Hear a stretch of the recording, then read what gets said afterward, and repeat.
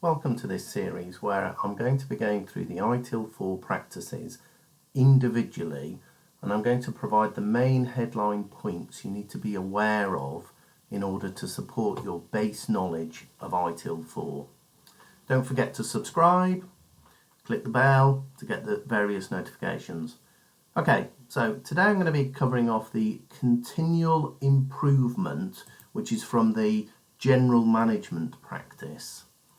Quick recap on practices. So a practice is a set of organisational resources designed for performing work or accomplishing an objective. There are three areas: general management practice, service management practice, and technical management practice. General management practice, you've got 14, service management practice, you've got 17, technical management practices, you've got 3.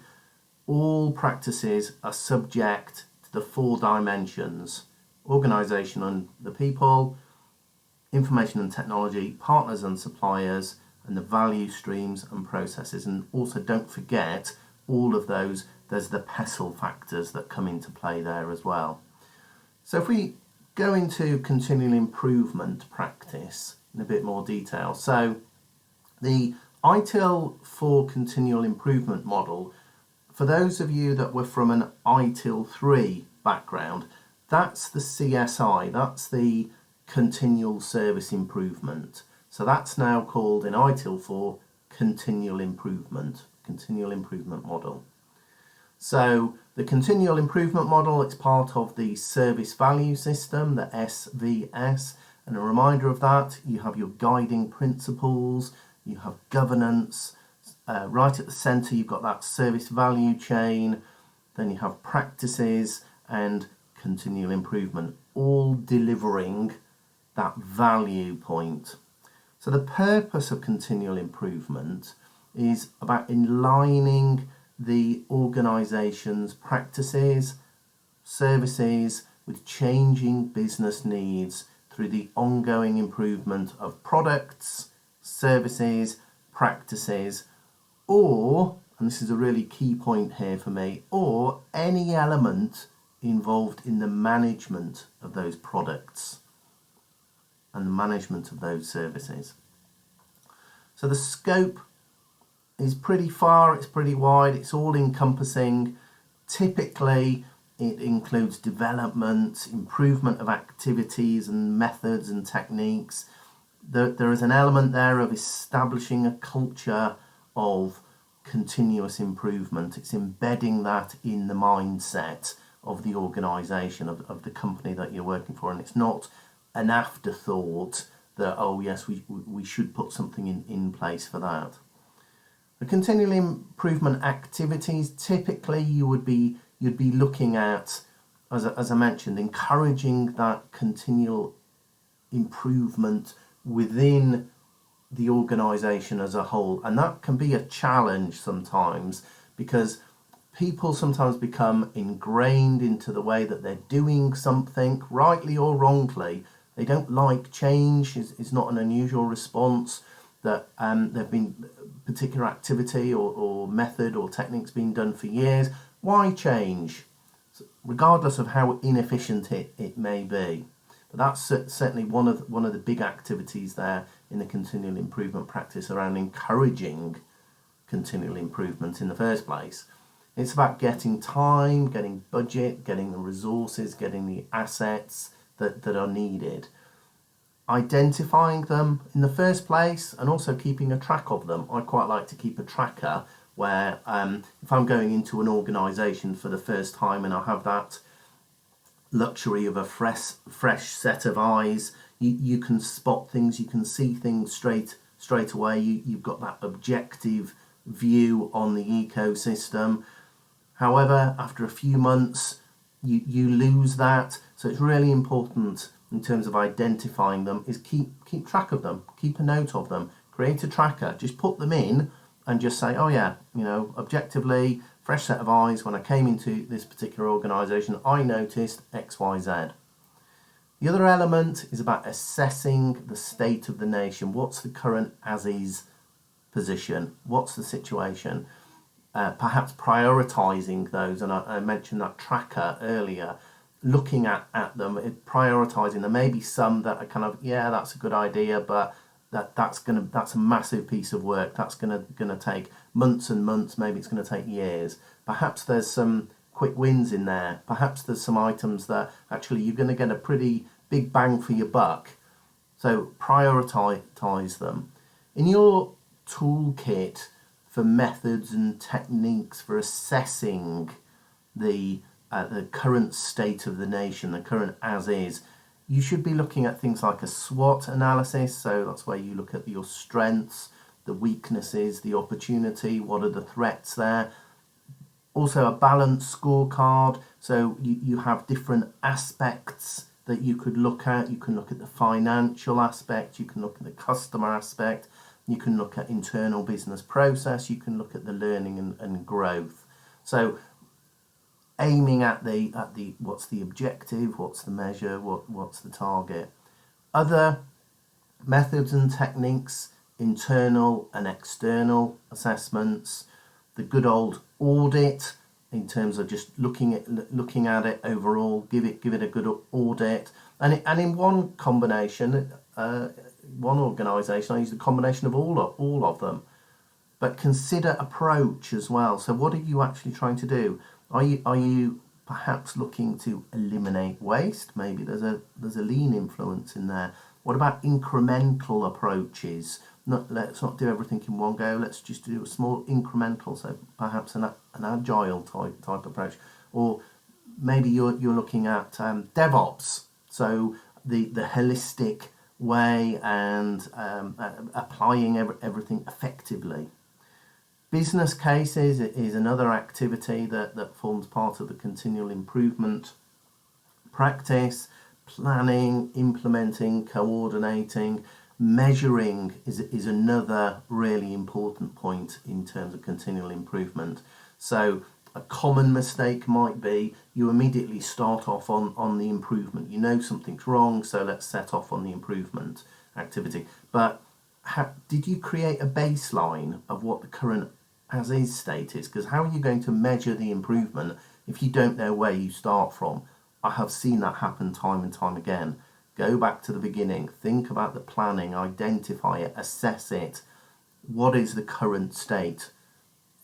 You're looking for it to say, okay, well, the current state is 10 and we want to get to 20. At least if you've got that base measurement, you can measure the improvement, and that's so important to reflect that and to play that back to your stakeholders. So measuring the improvement, making sure you have that baseline and you can now show, well, it was 10 and now it's 20, or I don't know, maybe it was amber and now it's green.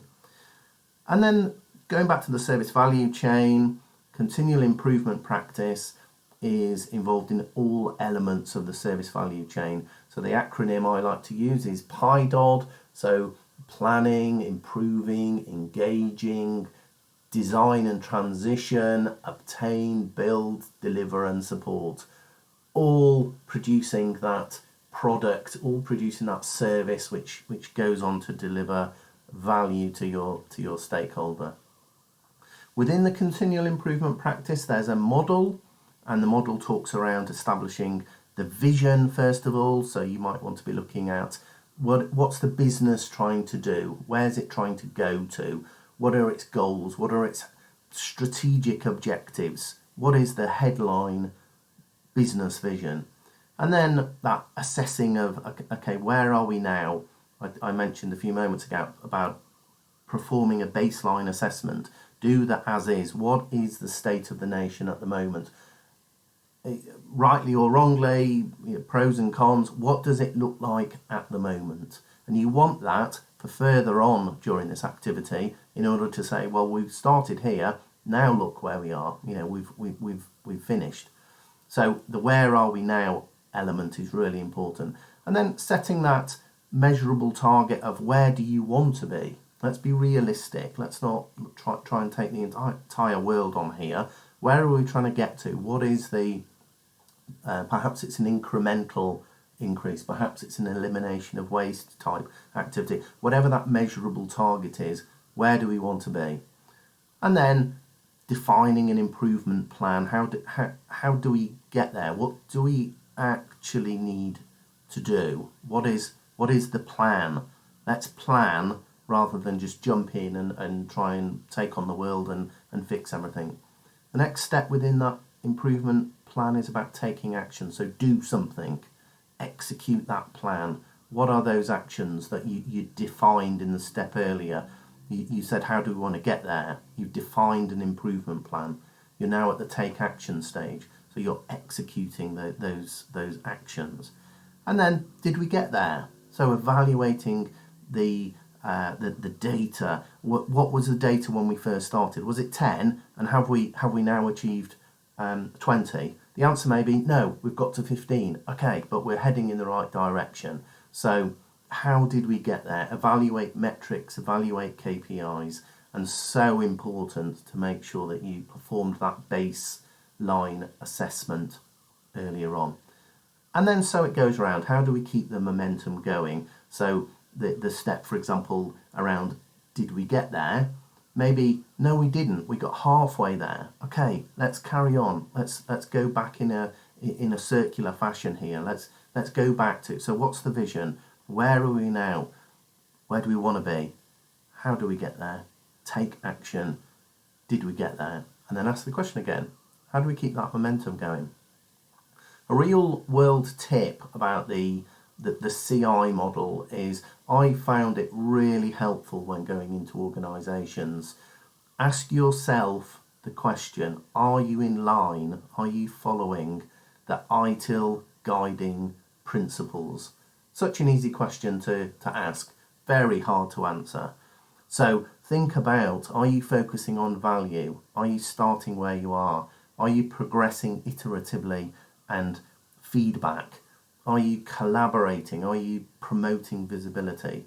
Are you really thinking holistically? Are you really working holistically? Keep it simple, keep it practical, don't overcomplicate. And then optimize and automate. Really good point there around just review repetitive activities, look for opportunities to improve accuracy, work effort, complexity, time. Is human intervention really needed in this particular activity you're looking at? Look for the value. Is it being delivered? Is it really being delivered? And then just as a very quick final parting couple of tips. Clearly, the best improvements need to have some planning around them. I really do not suggest going off on a tangent, trying to improve anything and everything that you see. Plan it, record it, think it through. Are there some activities that strategically, tactically maybe of benefit first of all? Are there any ones that you're going to get a big bang for your buck? Are there some quick wins? Which are the ones that are going to deliver the best value? Plan, get that baseline assessment, understand, use your methods and techniques in the toolkit that you've got. What is the best way forward on this? And the second point is really obvious. Don't try and do too much in one go. And again, I've seen this in other organisations. People will come in and they will take on the world. They'll try and improve so many things. That's just a recipe for disaster. It's a recipe for lots of activity, lots of business, lots of meetings, lots of chat, discussions, email, all the rest of it. But nothing comes of it. There's no results. So really think about the planning bit in terms of continual improvement. Assess where you are. Where are we now? And then also avoid the temptation to try and take too much on in one go. Thank you for listening, and please subscribe.